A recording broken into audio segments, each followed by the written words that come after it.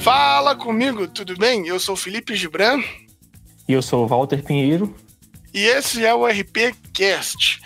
No episódio de hoje nós temos aqui um convidado, um amigo mais do que especial, o Marco Davi, e nós vamos falar um pouquinho sobre as obras dele. O Marco é um pastor, é historiador, é escritor.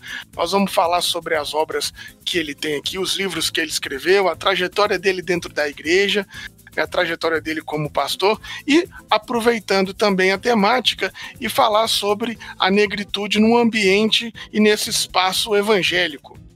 Esse podcast do Reino Pessoa é um oferecimento da Editora Recriar e da Faculdade Unida.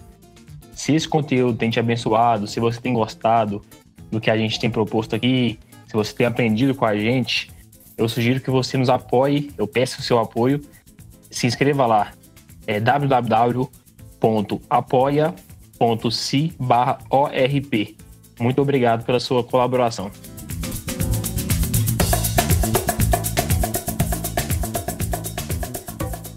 Marco, meu querido, que privilégio você ter aceitado, que alegria você ter aceitado bater esse papo com a gente. Seja muito bem-vindo.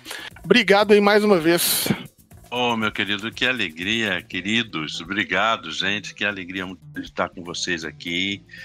E tenho ouvido falar muito do trabalho de vocês, viu? A gente está atento a tudo que acontece. O trabalho de vocês é muito, muito legal. E é uma honra muito grande para mim estar aqui conversando com vocês. Espero que a gente consiga se encontrar aí pessoalmente depois dessa pandemia e a gente consiga se divertir junto, celebrar a vida junto. Se Deus quiser. Ô Marco, a gente iniciando aqui, eu queria que de repente você falasse pra gente assim, um pouquinho da sua trajetória, da sua caminhada, né, sobre o início lá, os primeiros passos, como é que foi essa descoberta ministerial, essa vocação, como é que foi o Marco aí, né, nos primeiros passos? Eu nasci na igreja batista. Na verdade, eu nasci e fui morar numa igreja batista, né? Batista, pensar assim, talvez não de forma consciente, né? Mas esse mundo batista eu vivo já há muitos anos. E nasci, fui morar então na primeira igreja batista em Teresópolis, quando eu era pequeno, porque eu não tinha lugar para morar, e nem eu, nem meus pais. E depois então fui criado até uns 15 anos nessa igreja, a primeira igreja batista em Teresópolis, aqui no Rio de Janeiro, aqui mais do interior, mas 1h15 somente de distância, mas a gente chama de interior. E foi muito interessante, porque nesse período meu pai saiu da Batista e foi para a Assembleia de Deus. Então eu pude viver o mundo batista, não é? Tradicionalíssimo na época, era até mais tradicional do que hoje. E um mundo bem pentecostal, assim. Meu pai, naquele período, antes de chegar na Assembleia de Deus, passava por várias igrejas daquela época. Tinha uma igreja chamada Igreja Socorrista, Casa da Bênção, os nomes assim. E eu acabava acompanhando meu pai e vi muitas e muitas coisas. Isso ajudou bastante também na minha trajetória de perceber algumas coisas que não percebia na Igreja Batista, e também, a partir da Igreja Batista, perceber algumas coisas que não via no meio pentecostal. Então, eu era uma pessoa muito tímida, não para jogar futebol, não para o colégio e tal, mas na igreja, uma pessoa muito tímida, muito fechada. A cidade era uma cidade que tinha um problema de racismo muito forte. Experimentava isso constantemente. Não tinha nem consciência muito disso, né? Embora sentisse, mas não tinha muita consciência do que acontecia.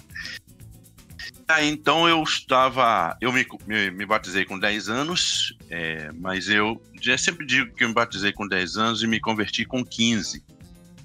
Porque com 15 anos, num culto ao redor da fogueira, lá em Teresópolis faziam muito isso, não sei se fazem ainda, faziam os cultos ao redor da fogueira e tal, né? E a gente estava no retiro e fizeram aquele culto, e vários pastores e missionários contando as suas histórias de vocação, de chamado e tudo.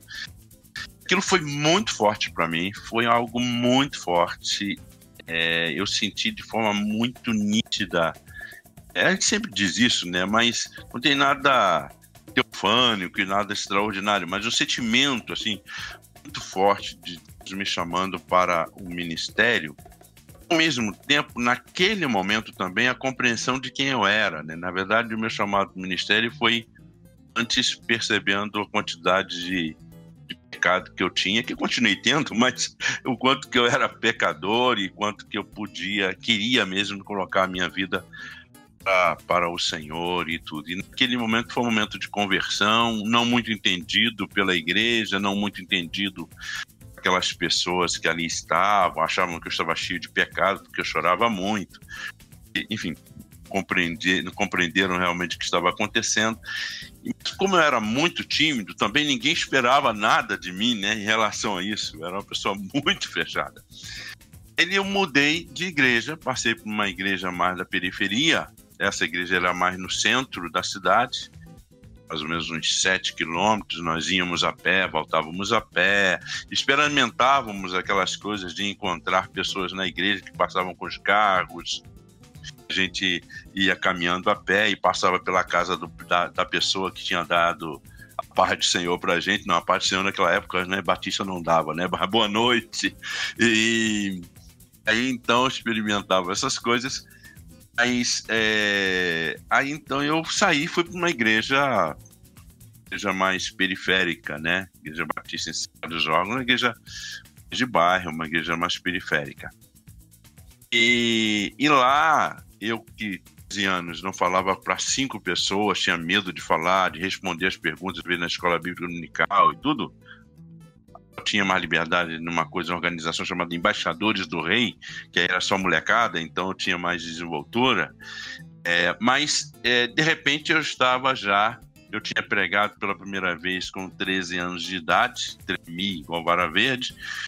Eu comecei a pregar depois, na igreja mesmo. Na igreja, na época, tinha mais ou menos 1.200 membros, e eu comecei chegar nessa igreja, e as pessoas que me conheciam anteriormente não conseguiam entender como que uma pessoa tão tímida podia estar pregando depois, assim, com tanta liberdade e tal. Eu creio que foi uma transformação mesmo, assim, espiritual, uma atividade do Espírito Santo mesmo, na minha vida, assim, uma mudança muito radical. E aí tô aqui passando por cima, né, claro, de uma família muito pobre, né, sempre pobre, experimentei fome, bem o que é isso. Então, numa circunstância assim de muita dificuldade, mas tive, graças a Deus, a colaboração de alguns pastores e tal. E, enfim, cheguei no Seminário Batista do Sul do Brasil. Fácil chegar lá, muita dificuldade com a igreja de compreender que podiam me levar. Eu vi coisas assim como o corpo diaconal se reunindo, dizendo que não ia levar um preto e pobre para o Seminário Batista do Sul, coisas desse tipo.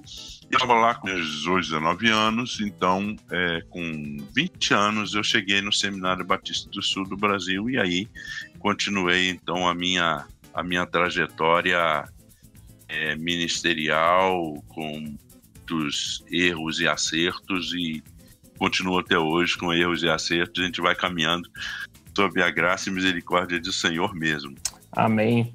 Então, Marco, como que foi superar toda essa dificuldade, esse racismo, essa pobreza, formar um seminário batista, né, sul-americano, assim, e como foi se ingressar na faculdade? Porque eu sei que você é formado em História. Como que foi essa caminhada até a universidade?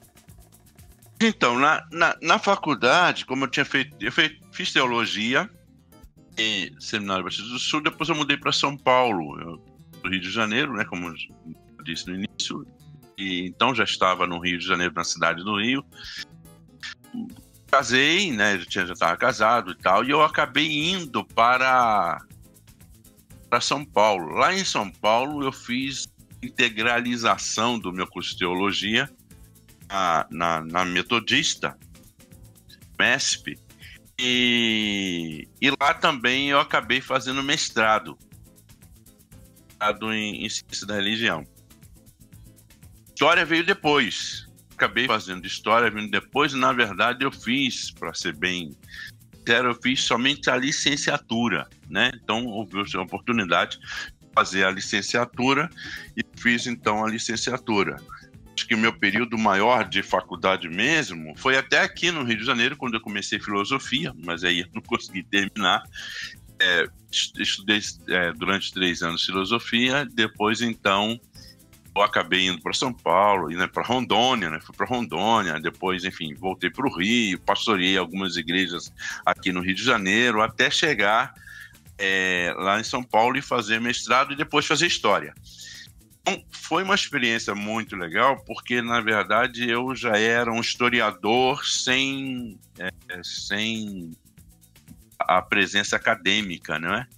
Eu já lia muito de história, já lia muito os pensadores da área de história, que eu gostava demais. E quando eu cheguei também no seminário para fazer, o seminário não, na UMESP para fazer o mestrado, fui para a área de história. Então tudo estava muito interligado, aí foi muito mais fácil, né? Foi muito tranquilo. Aí a gente está tentando pesquisar aí, labutar um pouco nessa área, e esperando aí o doutorado, vamos ver onde a gente faz. Ô Marco, essa sua caminhada aí de São Paulo, Rio, Rondônia, tudo se deu em razão do pastoreio? Você foi pastorear a igreja? Como é que foi esse negócio? Sim, então, quando eu fui para Rondônia, eu fui para pastorear, pastorei lá 1 ano, voltei, aí continuei pastoreando por aqui, Rio de Janeiro, e pastoreei algumas igrejas aqui. Aí eu estava, a última oportunidade foi em Barra Mansa, e eu fui a São Paulo trabalhar com Ariovaldo Ramos. Então, o Ari sempre foi uma espécie de mentor, assim. Então depois que eu conheci o Ari, acho que em 99, se não me engano, alguns não eram nem nascidos, né? Muitos não eram nem nascidos, mas eu conheci o Ari, e aí então, a partir daquele encontro, a gente teve uma grande amizade, e eu ia uma vez por mês para São Paulo para ver o pastoreio do Ari, observar o Ari no seu ministério, na sua vida e tal, e a gente conversava muito sobre teologia, a gente conversava muito sobre missão integral, teologia da missão integral, conversávamos muito de vários assuntos sobre a vida, partilhávamos a vida nesse dia que eu ia. Era um dia, uma vez por mês. Voltei, e quando eu estava ali perto de Barra Mansa, Volta Redonda e tal, o Ari ligou para mim e falou assim: pô, a gente tinha combinado de que se houvesse oportunidade ele ia me chamar para trabalhar com ele. E eu fui para a CEPAL, serviço para a evangelização da América Latina. Lá fiquei um tempo, e de lá, aí depois eu fui sozinho para São Paulo, depois a minha família foi para lá, e eu fui para a Igreja Batista e Mariana, onde pastor auxiliar lá durante 4 anos. Lá eu fui pastorear depois a Igreja Batista em Parque Doroteia, que foi uma igreja que eu fiquei uns 5 anos lá, onde a gente de lá voltou para cá para pastorear, para iniciar uma igreja, para tentar plantar uma igreja numa perspectiva um pouco diferente, né? Ah, legal, bacana demais. Você começou falando aí, camarada, sobre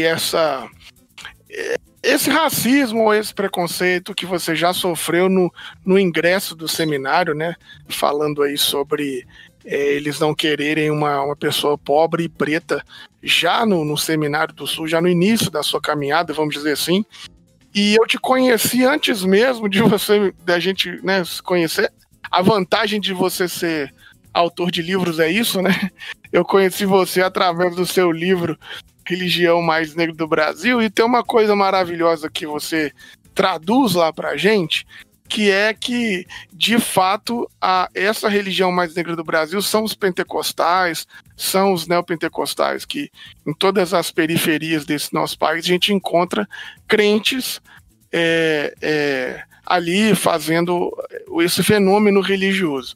Apesar desse preconceito que você sofreu, como é que você analisa a ideia da religião, da fé, com a negritude, com esse nosso país extremamente preconceituoso e racista, né?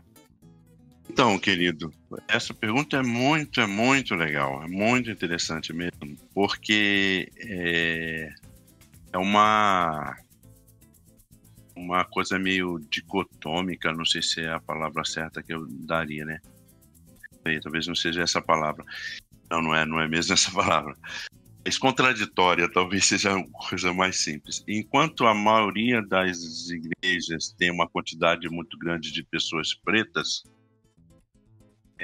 o racismo está presente, né? O racismo está presente, infelizmente, nas igrejas, porque a igreja é uma instituição. Agora, eu estava avaliando, sabe, Felipe? Eu estava avaliando quando eu comecei a falar sobre esse assunto. Aí eu me lembrei, rapaz, meu primeiro sermão no seminário. Eu gosto no seminário, um pastor americano que ficou muito tempo aqui no Brasil e tal. E aí tinha aula de homilética. E aí na aula de homilética a gente tinha que pregar um sermão de 30 minutos em 7 minutos.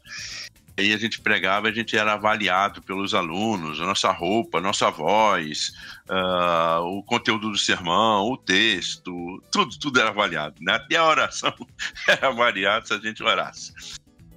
Então, era um exercício interessante, mas o meu primeiro sermão, eu lembrei, primeiríssimo, eu estava já chegando no seminário quando eu cheguei, porque eu fiz a prova em 87, e a igreja não me deixou ir para o seminário.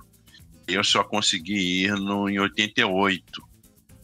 Então, não quis que eu fosse, e foi terrível, porque eu tinha perdido o emprego, tinha largado tudo e tal, aquela coisa toda, e o tapete foi puxado e eu fiquei a ver navios. Naquele período, o ano de 1987 foi o pior ano da minha vida. Hoje eu vejo como o melhor ano da minha vida. Deu sustentação para suportar muitas esquinas que eu iria passar durante a minha jornada. E aí, então, quando eu cheguei, eu já estava meio que vacinado com algumas coisas do seminário que tinha, algumas coisas interessantes que tinham lá, e eu mergulhei na leitura já nessa época de James Cone e tal, e teologia negra, e teologia da libertação, que tinha muito na época no seminário. O seminário tinha uma livraria bem fundamentalista, que era a livraria do seminário, e uma livraria do centro acadêmico. O centro acadêmico montou uma livraria, e essa livraria a gente dizia que ela era completamente vermelha. Eu estava naquele período, eleição e tal, sobretudo, né? Primeira vez que o Lula estava se candidatando e tal, então estava aquela efervescência política no Brasil, diretas já, aquela situação toda. A gente acabava metendo a cara nessas leituras. Então eu li muita coisa de teologia da libertação, e aí eu digo que eu fui meio que salvo pelo Manfred Gerrit, que escreveu um livrinho sobre missão integral, né? Porque eu sempre tive uma dificuldade com teologia da libertação. Tinha um embrólio ali que não me deixava, não me convencia, embora eu achasse todo o resto maravilhoso, mas tinha uma questão que me incomodava, que era a questão da soteriologia, a questão da salvação. Então ficava um pouco incomodado com aquilo. E ali, então, missão integral, e aí comecei a ler, aí era o período, então, da Vinde, aí a gente começou a ler bastante coisas, essas coisas também. E teologia negra a gente estava já lendo, que estava chegando no Brasil, então a gente estava lendo também aquilo, e era 100 anos da abolição e tudo. E aí a primeira mensagem, eu, lógico, já falei, eu usei uma expressão assim, como acontece na terra do mestre, olhando porque a gente chamava os professores de mestre, e as pessoas são mortas simplesmente por serem negras. E aí continuei falando, as pessoas meio baixaram a cabeça, meio tá ferrado, vai levar na cabeça, professor, então, fez a argumentação dele contra mim, me perseguiu durante todo o seminário, enquanto a gente teve aula. Mas foi muito importante, porque em 88 eu fui batizado em minha negritude, numa outra situação, que eu posso até falar depois aqui, mas eu olhava para a igreja e via que a igreja tinha alguma coisa faltando na igreja, não é? Uma coisa, sobretudo porque a igreja não falava de questões de negritude, absolutamente nada. Isso eram... Aliás, a igreja não falava de questões sociais, a igreja não falava de questões de violência de gênero, a igreja não falava nada. Hoje, a gente vive num tempo que, para quem viveu há, sei lá, 20, 30 anos atrás, o ver a igreja hoje, apesar da igreja ser o que é, assim, não estou falando nem toda a igreja, mas a gente vê várias igrejas refletindo sobre essas questões dos povos mais marginalizados e tal, e tem sido muito legal. Então, a relação da negritude com a igreja sempre vai ser de tensão. Isso não é ruim, porque é aquela ideia mesmo, né, de cria-se uma tese e cria-se uma antítese que cria uma síntese e vira tese, aquela coisa assim do nosso irmão, que quase ninguém pode falar o mesmo nome dele, mas ele está aí muito presente em nossas vidas com seus ensinamentos. E esse conflito, essa tensão é muito importante para a reflexão na igreja. Eu acho que vai ser sempre de tensão. Que bom que seja assim. Então, Marco, é muito interessante você falar sobre como a igreja tem acordado, né, para questões que são do cunho social e que há muito tempo elas estão aí na sociedade e a igreja meio que fechou os olhos para ela. Eu tenho visto uma quantidade muito grande de jovens cristãos que têm se atentado para a questão da violência, questão da teologia negra. E a primeira vez que eu ouvi falar sobre teologia negra foi através de um post, acho que tem uns 2 ou 3 anos, de um menino chamado Marcos Bigon, você deve conhecer muito bem. E aí eu pesquisei sobre o assunto e cheguei até você, né? Aí eu descobri que você foi o primeiro a falar sobre isso no Brasil e tal. Então, afinal, o que é teologia negra? Tem como você explicar aí para os nossos ouvintes, de uma maneira didática, o que é a teologia negra e por que ela é importante? Bom, eu quero só fazer justiça aqui, né? Na verdade, eu não fui o primeiro a falar de teologia negra, não. Eu quero deixar isso bem enegrecido, né? quero enegrecer aqui quando a gente usa essas expressões, que, na verdade, assim, a gente nunca faz nada sozinho, né? A gente tem muita gente por trás. Eu não sei quem exatamente começou a falar de teologia negra, né? Ninguém pode dizer eu comecei a falar de teologia negra no Brasil, assim. A gente pensa em Joaquim Beato, que já refletia sobre negritude lá atrás, nos anos 60. A gente encontra José Olímpio Santana, a gente encontra Hernani Francisco, que é de São Paulo, que não falava exatamente de teologia negra, mas já lutava a favor da questão de negritude, não é? A gente tem tanta gente boa, tanta gente importante que falou antes de nós. Então, assim, eu não sou mesmo o que começou a falar, não, Deus me livre, eu não sou mesmo. Talvez eu tenha sido um dos caras mais teimosos que continuou falando sobre negritude na igreja e também por ser pastor, eu acho que e a minha teimosia, a minha persistência, eu acho que foi um pouco maior que os outros, né? Mas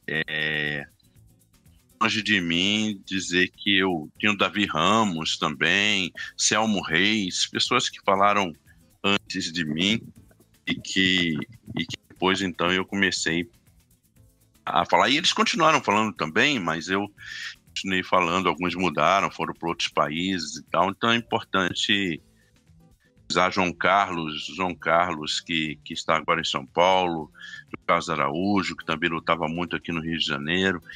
Então, assim, é importante demais a gente frisar isso, eu faço questão de frisar. Se eu for pensar o que é uma teologia negra, porque a teologia é uma teologia negra, é uma teologia que faz uma reflexão a partir da realidade do povo negro. Começou nos Estados Unidos, claro, a partir da realidade das pessoas, do povo negro. E a partir desta realidade,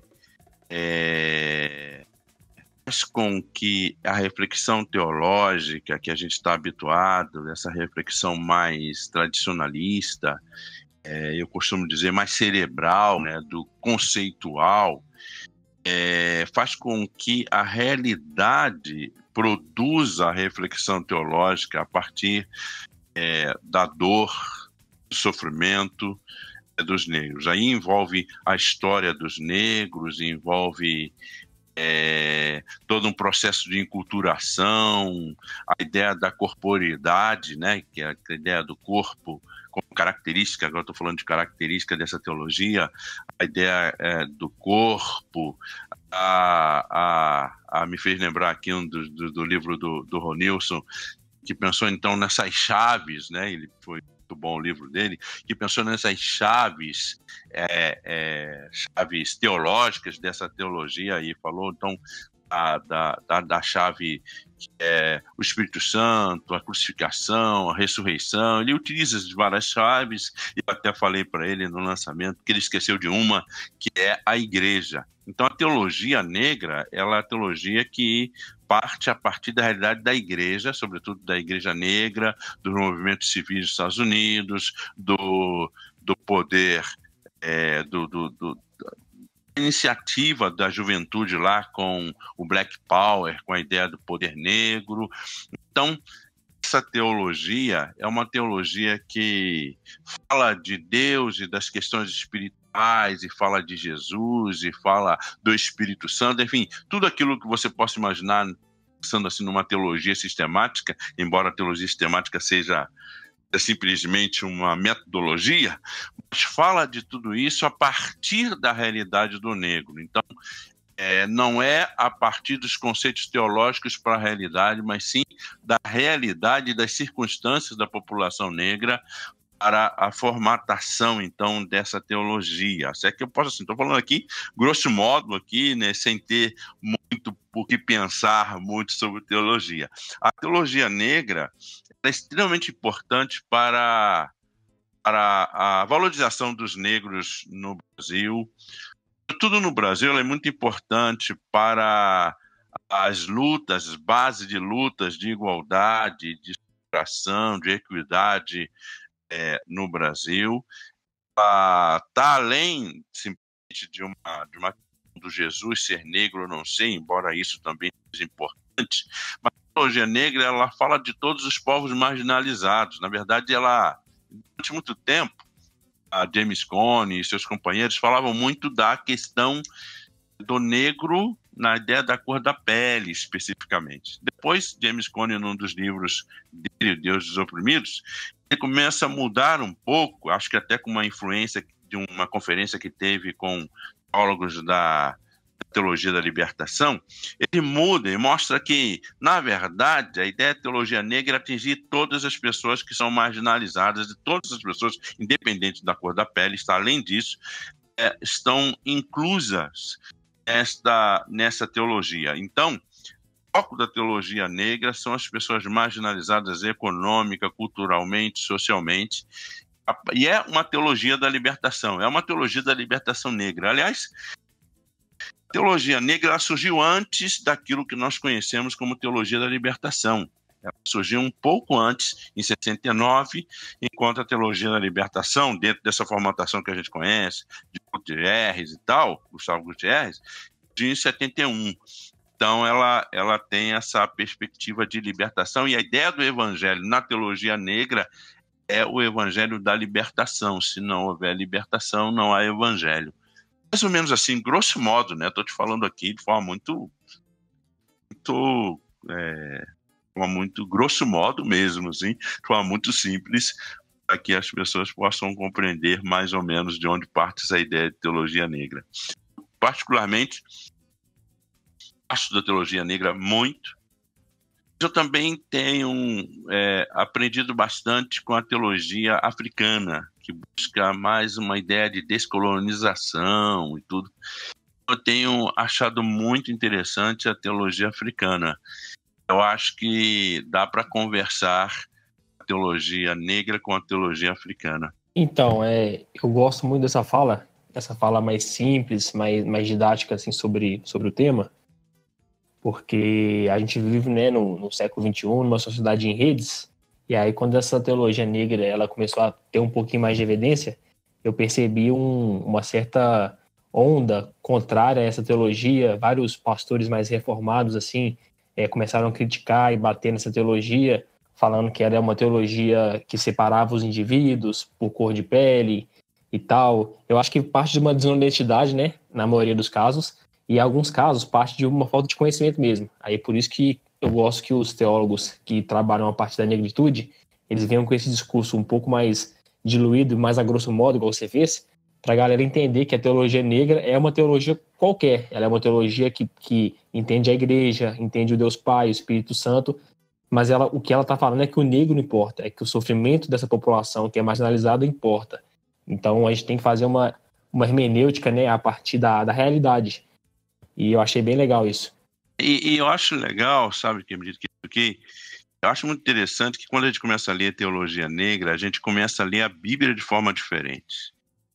A gente começa a perguntar como que eu posso, olhando aquele texto bíblico, pensar as pessoas sendo marginalizadas. Aí você fala, mas a teologia da libertação faz isso. Só que a teologia da libertação, ela teve a pastoral do negro na Igreja Católica, aquela coisa toda, teve. Ela não se debruçou assim muito, pelo menos no Brasil, né? Não se debruçou muito sobre a questão do negro, porque ela também estava pautada na classe, né? Ela via somente a classe como uma categoria de análise, não a questão de raça. Embora a questão de raça não exista uma raça, como alguns dizem, raça humana, tá, aquela coisa toda, mas a construção social no Brasil, o construto social está baseado justamente na questão de raça, cor, raça, né? E aí é muito interessante a gente pensar dessa teologia, uma teologia que fala negro e não somente a partir do negro, como alguns querem lançar sobre nós. Vamos fazer uma teologia a partir do negro. Uma teologia em que o negro deve ter voz e falar da sua realidade a partir da sua própria dor. É simplesmente a partir do negro, como se todo mundo pudesse escrever sobre o negro. É claro, todo mundo pode escrever teologia negra, todo mundo pode fazer. Só que é muito interessante que a teologia negra colocou o negro no lugar de protagonista, não somente de coadjuvante. Acho isso fantástico na teologia negra.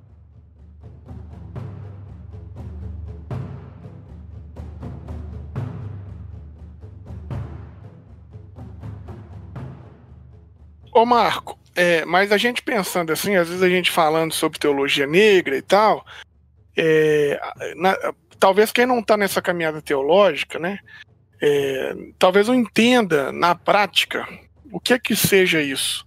E aí, de repente, a experiência que vocês estão vivendo na nossa igreja brasileira pode ser uma tradução, né, do que é esse conceito teórico do negro se encontrar enquanto gente, enquanto agente da caminhada teológica, enquanto agente ativo da fé, e talvez a nossa igreja brasileira seja também esse lugar de expressão do negro nas práticas da fé, da religião, ali traçando com uma música, com a dança, com a cor, com a cultura. É mais ou menos isso? Ou não só isso? Olha, você foi bem pontual, né? Embora a gente não tenha assim o desejo de dizer que a nossa igreja brasileira é uma igreja negra, especificamente, né?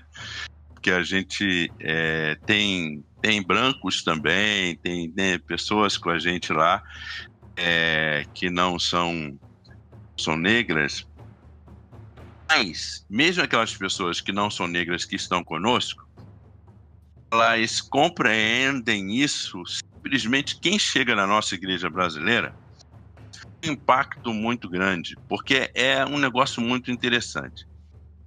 Muito interessante. Eu morando em São Paulo, morando 16 anos lá em São Paulo, várias vezes eu entrei em igrejas, só eu era o negro entrando na igreja. Às vezes igreja de 400 membros, 200, 400 membros, só eu era negro. Um dia eu entrei com meus filhos, 2 filhos numa igreja, eles tinham mais ou menos...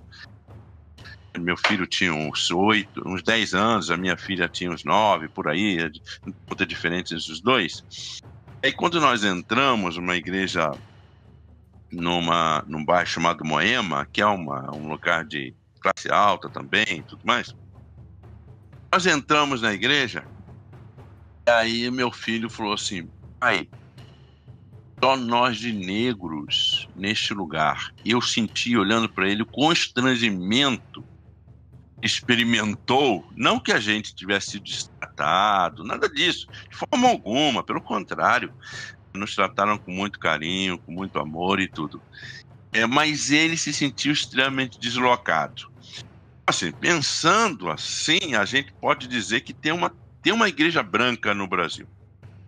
Igreja branca, com teologia branca, uma liturgia branca. Existe essa igreja no Brasil. Aí é muito interessante o impacto que acontece com as pessoas quando chegam na nossa igreja brasileira, Igreja Batista, né? A gente já começa a mudança, porque por de questões financeiras mesmo, a gente se reúne no espaço de um bar. Isso já cria uma diferença um pouco, né? Porque, graças a Deus, na nossa igreja, ninguém pode dizer nós estamos em tua casa, Senhor. Ninguém fala isso, né? E a gente não precisa trabalhar, a casa de Deus é você mesmo, porque você é templo do Espírito Santo. A gente não precisa ficar perdendo tempo com isso, porque a pessoa, na hora da oração, não vai dizer que ali é a casa, porque depois que a gente sai dali, aquele espaço ele é montado, serve almoço e tal, então isso ajuda bastante, né, na nossa prática. E aí a igreja é uma igreja de 95% talvez de negros, é uma igreja que tem uma liturgia negra mesmo, uma liturgia brasileira, e aí é interessante, porque a gente valoriza a música brasileira, como você mesmo colocou, a nossa liturgia, os corpos não são marginalizados, então a gente canta um samba e as pessoas quiserem sambar, elas vão sambar sem dificuldade nenhuma, porque a gente não demoniza os corpos, né? Sobretudo os corpos são lugares para a expressão da nossa adoração. A gente canta música da nossa cultura, então a gente samba, forró, a gente canta músicas nossas e canta às vezes músicas consideradas populares, músicas que têm a ver com Deus, têm a ver com a nossa fé, a gente também canta, então não há essa dicotomia de música de Deus, música do mundo, música sacra, música do mundo, música da igreja, música do mundo, não tem esse negócio na nossa cabeça. E a igreja é uma igreja que muita gente está envolvida em questões sociais, trabalhando com várias questões sociais, na luta diária. Por exemplo, João Bigon, que é citado aqui, ele é membro da nossa igreja. Ele canta na nossa igreja e tal, e hoje tem feito vários trabalhos aí na área de negritude e tudo mais, menino jovem. Tem, graças a Deus, um grupo muito expressivo. Então a pessoa, quando chega na igreja, ela já percebe que a igreja, incrível que pareça, né, dizer isso é um negócio muito esquisito em relação ao Brasil. Dizer que a nossa igreja brasileira é uma igreja diferente porque é uma igreja que tem bastante pretos. Mas não é porque tem bastante pretos. Tem igrejas por aí que tem um monte de pretos. As igrejas pentecostais entra assim, tem um monte de pretos. Só que tem uma liturgia branca, mensagem completamente branca, no sentido escapista da sociedade, da cultura. Então, nessa perspectiva, a nossa igreja é uma igreja negra e dá justamente resulta nessa expressão que você que colocou, evidencia a prática dessa teologia negra, né? Mas também é uma tentativa de fazer uma teologia brasileira, afro-brasileira, uma teologia que esteja liberta da proposta de colonização que foi estabelecida nas igrejas evangélicas. Eu acho as igrejas evangélicas colonizadas, as mentes das pessoas nas igrejas evangélicas extremamente colonizadas, e a nossa proposta ou tentativa de propor uma descolonização e um novo olhar até para os textos bíblicos. Então, estamos tentando. Se estamos acertando, não sei. Não sei se estamos acertando, mas estamos buscando. E aí, então, a gente tem os nossos pequenos quilombos, a gente chama isso de propósito, os pequenos, pequenos quilombos, onde a gente estuda a Bíblia e direitos, onde a gente estuda as coisas relacionadas à vida e à Bíblia. Tem, então, atividade com as mulheres, que a gente chama Madalenas, onde as mulheres fazem uma reflexão, digamos, não feminista, assim, mas a partir da realidade da mulher, ou das mulheres, talvez dizendo assim também, uma perspectiva feminista de alguns textos também, de questões das mulheres. E a gente tem um grupo de homens chamado Zé João, e esses nomes, Madalenas, porque além de estar na Bíblia, é o nome comum no Brasil. E Zé João também, porque o nome de Zé e João, além de estar na Bíblia, também são nomes comuns no nosso Brasil. Aí então a gente trabalha sobre masculinidade, a gente fala de masculinidade negra, masculinidades, a gente trabalha as questões de machismo e tudo mais, enfim. Essa é a nossa intenção nesses 2 anos que a gente está reunido, tentando plantar essa igreja que o Senhor esteja aprovando, e eu acho que até está. Fico muito feliz, Marco, em ouvir essa experiência, né, da nossa igreja brasileira. Eu tenho acompanhado, né, os cultos, algumas publicações pela internet, pelo Instagram. Gosto muito do jeito como vocês tentaram fazer a igreja, assim, uma perspectiva mais da realidade brasileira. Você narrando aqui um pouco mais como que acontecem as coisas, eu fico ainda mais feliz. É muito legal a ideia de chamar os pequenos grupos, as células de quilombo, uma ideia bem legal. Aí, fazendo um recorte para um pouquinho do seu passado, eu tô lendo um livro seu, comecei a ler ele tem uma semana, que chama Caminho de uma Favela, que foi lançado pela editora Recriar. Aí lá você conta mais ou menos uma experiência que você teve na favela de Heliópolis e tal. E aí eu gostei muito quando vocês vão falar que a igreja teve um papel importante, né, na fundação dessa comunidade, no papel de resistência, que as mulheres foram protagonistas. E aí eu gostaria que você comentasse um pouco sobre esse livro, o que te levou a escrever esse livro e qual que foi essa experiência da igreja numa comunidade como papel de resistência e da manutenção da vida dessas pessoas. Isso que pergunta legal, querido. Bom, primeiro eu quero agradecer aí você pelo elogio à igreja, não é? Realmente aquela turma é uma turma muito boa, cara. Me suporta, meu irmão. Até me chama de pastor e me deixa pastoreá-los. Essa turma é boa demais, cara. A turma da nossa igreja brasileira é uma turma maravilhosa. E aí eu sempre deixo pessoas pregarem já. E o Felipe já tá na brecha aí, já tá na ponta de agulha para pregar na nossa igreja brasileira. Porque eu vou deixando esses caras feras pregarem, que aí quando eu vou falar, eles são mais vocês comigo, porque eu deixei gente boa falar antes de mim. Então, assim, é uma turma muito boa, cara. A igreja é uma turma muito legal. Gente assim, e muitos deles estavam desigrejados, muitos deles já não aguentavam o discurso mentalista, reacionário, racista, às vezes humilhante, de algumas comunidades de fé. Gente que chegou lá completamente destroçada, assim, que chegou lá, rapaz, em lágrimas, em sangue mesmo, sem exagero. Gente que chegou, tipo, vou contar uma história aqui rapidamente, desculpa, mas de uma senhora, um casal, na verdade. A senhora usou vermelho no tempo das eleições, ela foi na igreja de vermelho e ela foi chamada de Jezebel e não sei o quê. E quando foi apresentar o bebê dela, foi uma hostilidade tremenda.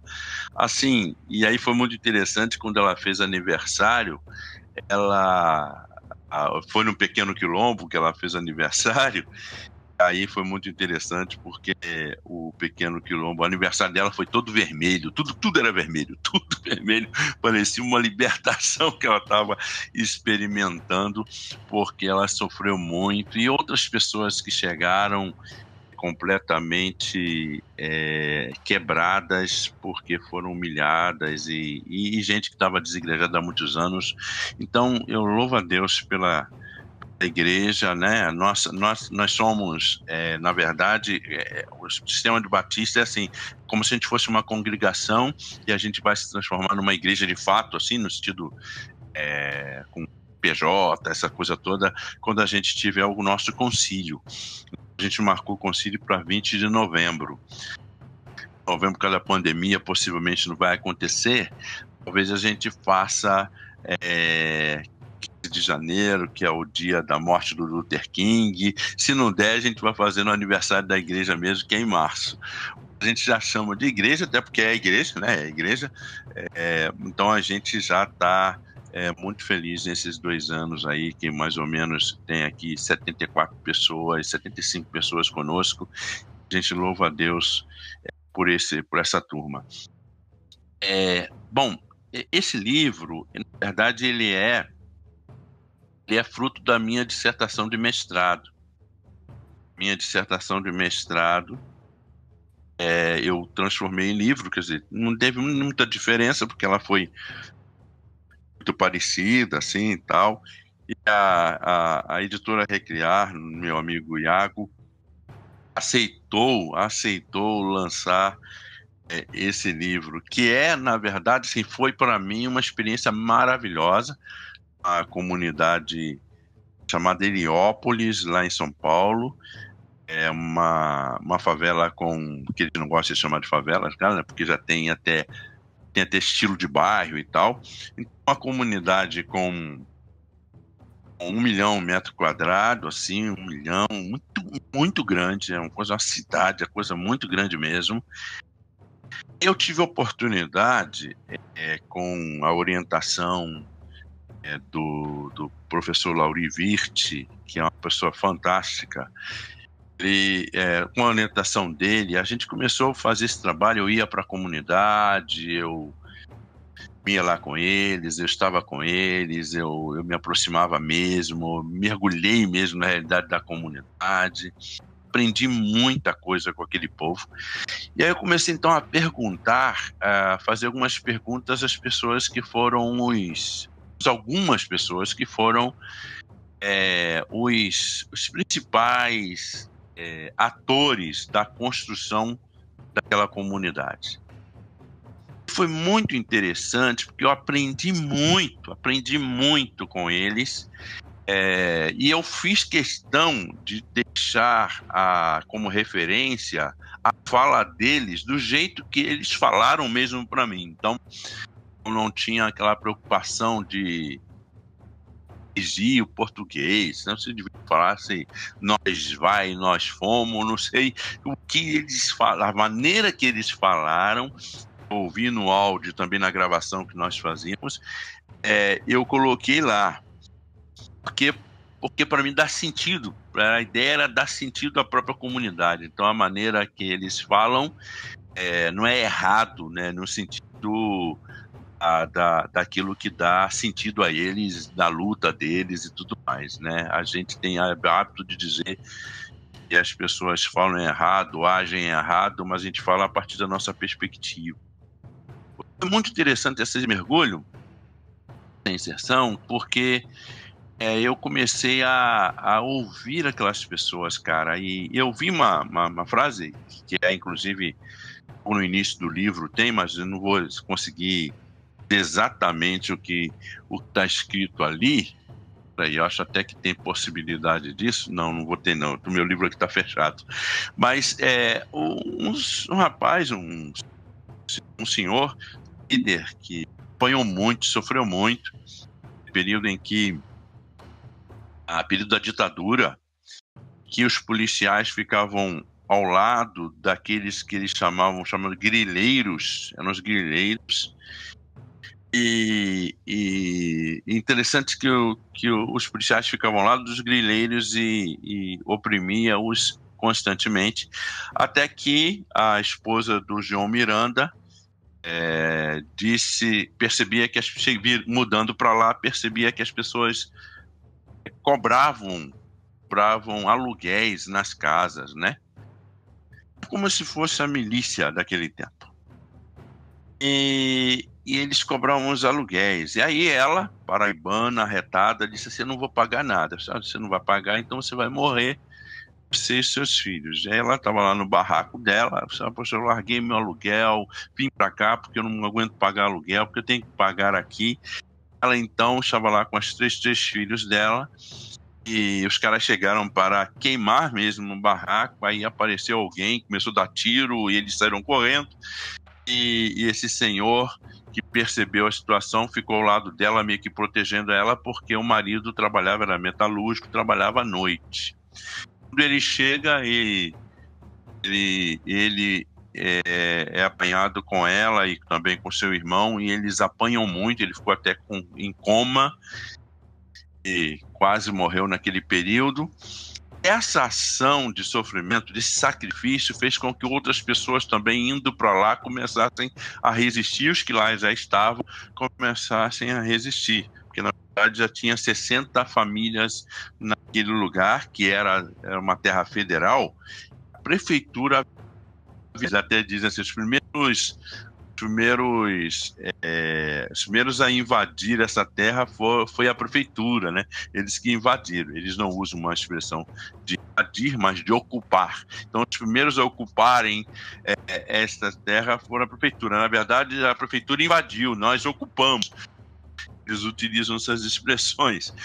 E também a Igreja Católica, porque a Igreja Católica entrou, já colocou uma igreja lá e tudo, né? Lá no local. Era um tempo que estava acontecendo muito, a pastoral da moradia era muito forte, liderada por Dom Evaristo Arens. Então, assim, tinha uma força muito, muito grande. E essas pessoas que eu entrevistei, interessante, porque elas foram, e aí eu valorizo a teologia da libertação, porque elas foram orientadas num chamado curso de verão, criada por Oscar Bioso, José Oscar Bioso, um padre que está em Lins agora, e ele criou um curso de verão. E essas pessoas iam para esses cursos de verão e recebiam na própria vela também a orientação. O Milton Schwantes, que era pastor luterano, tive a oportunidade de ter aula com ele em Amós, que era fantástico. Deu aula para aquelas pessoas, o próprio Oscar Bioso, dos outros, Frei Beto. Essas pessoas começaram a aprender a partir da leitura popular da Bíblia a necessidade de resistir por suas moradias, porque entenderam que a terra é de Deus e deve ser dividida. E foi muito interessante, porque eles trabalhavam peças teatrais nas ruas e tal. Até um senhor lá me contou, então, uma peça teatral e tal. Aí arrancaram, querem matar as crianças e tal. Quem é Herodes? Quem é Herodes? Aí Herodes, eles colocavam o nome naquela época, o prefeito de São Paulo. Então eles tinham essa interpretação dos textos bíblicos, fazendo da realidade que eles estavam vivendo, uma coisa muito interessante, bem teologia da libertação.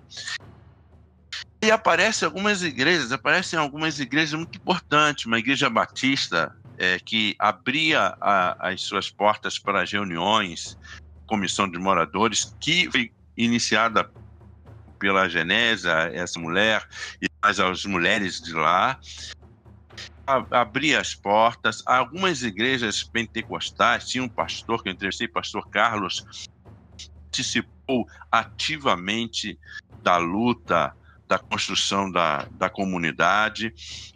Teve um período em que houve uma liminar de uma juíza, então houve uma guerra de mais ou menos 3 horas ali, em parte, dessa comunidade, e muita pedrada mesmo, e guerra, foi uma coisa terrível, né? Graças a Deus, as vítimas foram poucas, não teve nenhuma vítima fatal, mas muita gente se machucou naquele período. E a igreja estava presente nessa luta e compreendia que Deus tinha que ser dividido, e aquela terra ali, ela era uma terra que devia ser dos mais pobres. Entre esses grileiros, infelizmente, tinha até gente evangélica também, infelizmente. Tinha até um que era metodista, e entrevistando com eles, dizendo que a igreja metodista não consegue vingar no Heliópolis por causa dessa história, né? Eles meio que falavam em off sobre isso. Mas a maioria dos evangélicos daquela época, por causa talvez da própria necessidade também de ter moradia, não sei se por uma compreensão assim tão clara, uma perspectiva teológica, mas com certeza essas igrejas lutaram, e o cristianismo de libertação foi base sustentadora e o alicerce para a construção da favela de Heliópolis. Isso chamou muita atenção.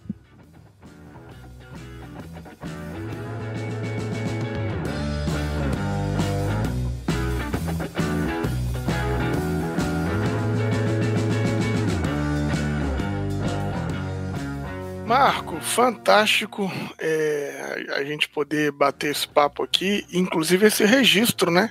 Esse registro histórico aí que tá no livro Caminho de uma Favela, da editora Recriar. E a gente caminhando pro final aqui do nosso bate-papo. Já, cara? Eu queria... Cara, passa rápido, né? Quando o papo é bom, falar com você a coisa passa rapidinho, né?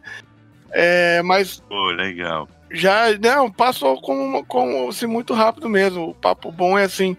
Mas eu queria, Marco, que, assim, né, no nosso entendimento, até particularmente eu falo isso, você aqui, né, à frente, por exemplo, desse movimento negro evangélico, então, não só por essa caminhada, né, mas pelas suas obras, por quem você é, a gente identifica em você, né, como uma grande referência da teologia no nosso país, e pra gente que tá dizendo, assim, no início da caminhada, é sempre bom ouvir os conselhos daquelas pessoas que já andaram um pouquinho mais na frente que a gente, já comeu um pouquinho mais de sal e farinha do que a gente, né? Então é sempre bom a gente ouvir.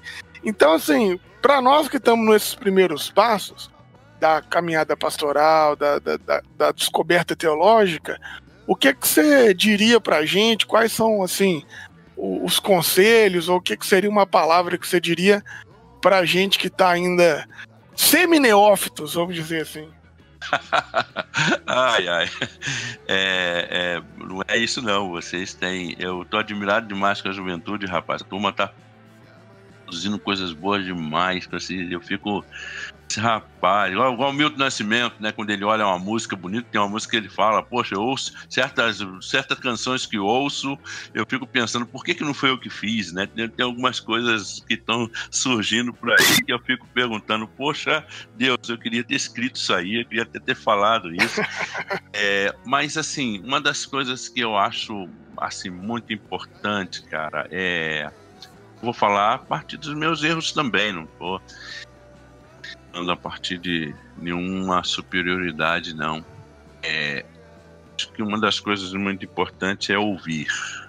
Ouvir é muito importante. Eu ouvi muito, estou ouvindo muito, quero ouvir mais. Talvez uma outra coisa, queridos, perguntar mais do que responder, né? Durante muito tempo, eu fiquei querendo trazer respostas, cara. Eu acho que agora eu estou fazendo muito mais perguntas do que respondendo.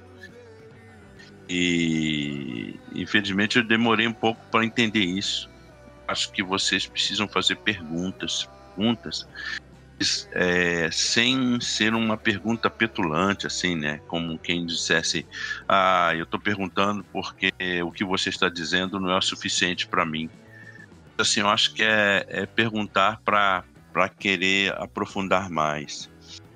Eu acho que uma das coisas legais, assim, nessa juventude, vocês têm muitas capacidades. Eu estava até falando no grupo lá do Discipulado, Justiça e Reconciliação, estava falando que estão muito à frente, né? Não sofreram tanto racismo quanto eu experimentei, né? A primeira vez que eu experimentei racismo, um rapaz pisou nas minhas costas, eu era criança, eu não esqueço a cara dele, né? Eu lembro da cara hoje, né? Graças a Deus, Jesus me libertou, porque eu não tenho ódio dele, não, mas eu lembro da cara dele. Então eu vejo que a juventude de hoje está muito mais à frente, a turma está aí aprendendo várias línguas, está todo mundo... Hoje a gente tem internet que ajuda pra caramba, a gente tem PDFs de muitos textos em PDFs, então tem muitas possibilidades. Então, ouvir, fazer pergunta, ler bastante, ler bastante. Eu sei que isso a juventude já está fazendo, ler bastante, mas uma coisa que eu queria colocar é que vocês não se afastem da igreja. Eu não consigo pensar a produção de uma teologia sem a igreja. Tem que ter o envolvimento, o amor pela igreja. Você pode produzir uma teologia de forma extremamente acadêmica e se tornar o bam a partir dessa sua proposta acadêmica e tal. Pode sim, até pode. Muitas teologias que surgiram assim. Eu acho que é muito importante, cara, ouvir o povo. Muita coisa interessante no meio do povo. Eu estava até falando do João Miranda, também não continuando, mas eu gostei muito, desculpa falar isso, mas o que me chamou a atenção, uma vez ele falou para mim lá, com todo respeito, ele disse, eu saí da categoria de cidadão, cheguei à categoria de sujeito, e ele começou a querer explicar. Disse assim, porque como cidadão eu tenho direito a voto, nas nossas assembleias a gente vota, mas o sujeito tem direito à palavra. Fantástico, né? Cara, eu aprendi, não é que eu aprendi isso, eu ouvi isso. Favela, fantástico. O Franz Riquelme demorou 10 anos para chegar à ideia do sujeito, tá? Um teólogo argentino e irmão, tal, né? Que é fantástico ler o cara. Mas esse cara tá lá, com essa compreensão, é no chão da vida que ele aprendeu. A teologia se faz no chão da vida, se faz junto das pessoas, ouvindo as pessoas, refletindo junto com elas. Quando eu escrevi o livro A Religião Mais Negra do Brasil, desculpa a citação desse livro, eu escrevi pensando na minha mãe. Eu pensei, se a minha mãe estudou até a terceira, quarta série, praticamente aprendeu a ler na Bíblia, e depois ela foi estudar. Se ela entender esse texto aqui, eu vou ficar muito feliz. É claro, eu coloquei também gráficos e tudo mais e tal, porque os sociólogos gostam e eu também gosto. Mas quando ela chegou para mim e falou assim, maravilha, que coisa maravilhosa, e começou a falar dentro do seu ambiente, dentro da sua capacidade, dentro da sua compreensão, a falar do livro, um golaço, como o gol do Flamengo amanhã contra o Fluminense. Foi um golaço para mim, meu amigo. Foi um golaço. Então, ouvir, perguntar, humildade para estar junto do povo, no meio, no chão da vida, produzir a teologia a partir do povo. E nunca deixar de ler, né? Nunca deixar de ler, nunca deixar de estudar. Mas, gente, não sair da igreja. Cara, para mim a igreja ela é muito importante. A vida pastoral nos ajuda muito a pensar sobre tudo quem nós somos de verdade, não aquilo que nós achamos que somos, né? Nós olhamos para os nossos membros da nossa igreja, olhamos para nós, olhamos para Jesus a partir desse voto com a igreja e a gente se vê. E quando a gente se vê, a gente consegue talvez produzir alguma coisa, não sei. Aqui só em algumas digressões. Então, humildade, leitura, ouvindo, olhando para trás. Desculpa aqui falar muito, eu falo muito, cara, isso é um grande problema. Não. Mas uma coisa que eu acho legal, a gente aprende muito em teologia africana a valorizar os mais velhos. E isso é muito legal.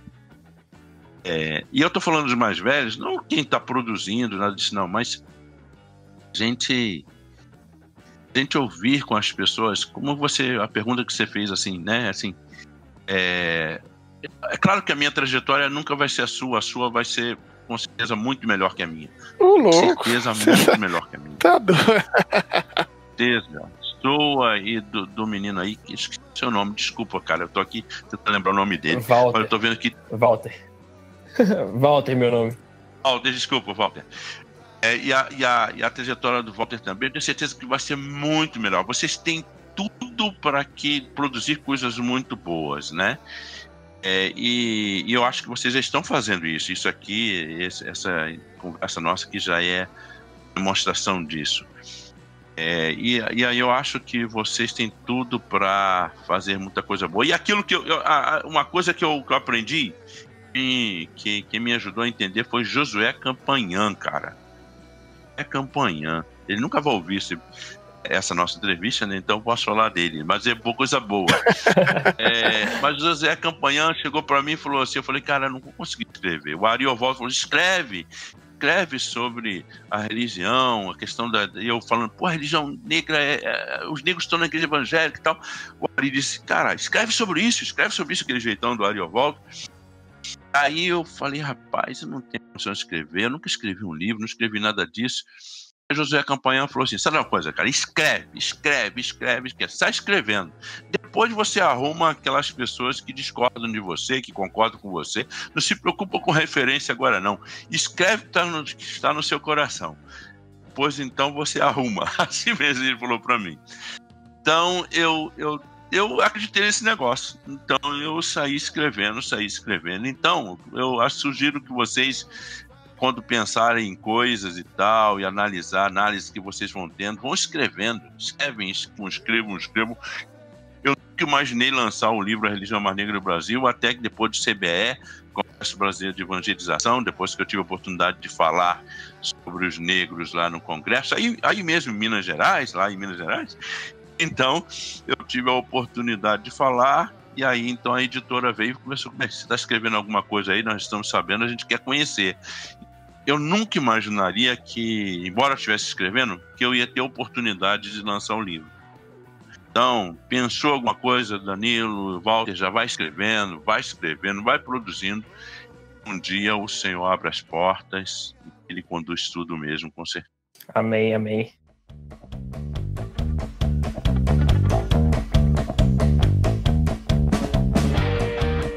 Marco, quero te agradecer aqui por esse papo, por ter aceitado o convite, por tão diligentemente ter vindo aqui falar conosco, e também para você que está nos escutando, eu quero te fazer um outro convite extremamente especial, que agora, nesse mês de julho, o Marco está com os encontros às quintas-feiras, às 20 horas, que é o curso, né, da leitura afrocentrada da Bíblia, que é esse discipulado de justiça e reconciliação que ele falou aqui.